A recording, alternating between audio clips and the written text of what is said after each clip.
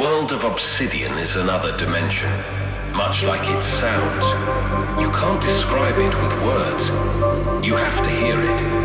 It's a dark realm of sound that consumes, where every sigh of static and distant drone pulls you deeper into its embrace.